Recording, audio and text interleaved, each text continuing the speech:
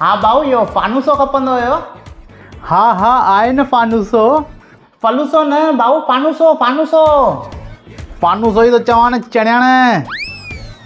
हाँ अथव त इहो घंटी वारो फानूसो अथव या भाई बालकनीअ में घुसूं ऐं घंटियूं वॼण चालू थियनि या टंग टंग टंग। असां वटि न चपाट वारो फानूसो अथव भाई, बालकनीअ में जीअं ई घुसंदव न चपाटूं लॻण चालू थींदव।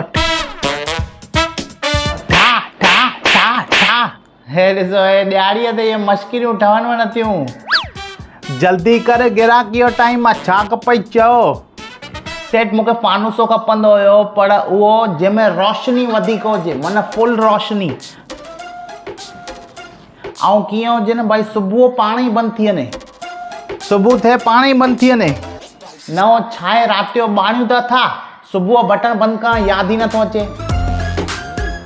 पोइ सुबुह जी रोशनी ऐं फानूस जी रोशनी ॿिन्ही जे विच में ख़बर ई नथी पए कि फानूसो चालू आहे कि बंदि आहे। उन चकर में लाइट जो बिल वधीक थो अचे। हिन संसार में पागलनि जी कमी कोन थी, ख़बर थी तोखे इहा ॻाल्हि। पापा पापा वो दिवाली बंदूक वठी ॾियो न। गुंडो बुंडो ऐं चोर चमाणे बंदूक न हलाइए। पापा वो बिल्डिंग में सभु वठी आया आहिनि, लाटूणो बि वठी आया हुआ ऐं गुलू ऐं तोतो बि वठी आया हुआ।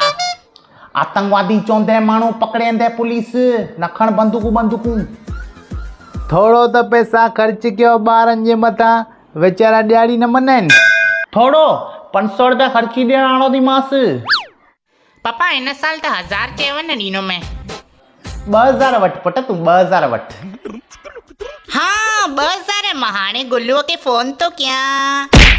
कमाइबो कीअं ख़बर थी? घणी महिनत लॻंदी आहे 1000 रुपयो कमाइण में। 1000 ख़र्ची खपेसि। तव्हांखे कुझु खपे न खपे टाइम पास? फानूसो खपे न? ख़र्ची खपे न त वठो न, त ॾियो न। फोन ते ख़र्ची कीअं ॾियांव? साम्हूं ख़र्ची ॾियो न। पर मां छो ख़र्ची ॾियांव? अरे तव्हां खां नथो घुरे ख़र्ची। मूंखे फानूसो न खपे। पोइ फोन छो कई अथव? अरे चुप।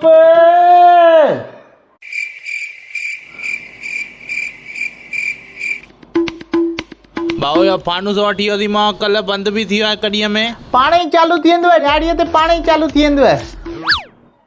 मां चवांव त सुबुह बंदि थियण वारो खपे, उहो कोन अथव। ॾियारीअ ते चालू थियण वारो अथव तव्हां वटि?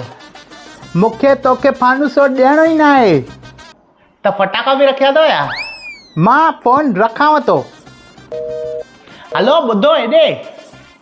पापा मूंखे बम बि खपंदा हुया।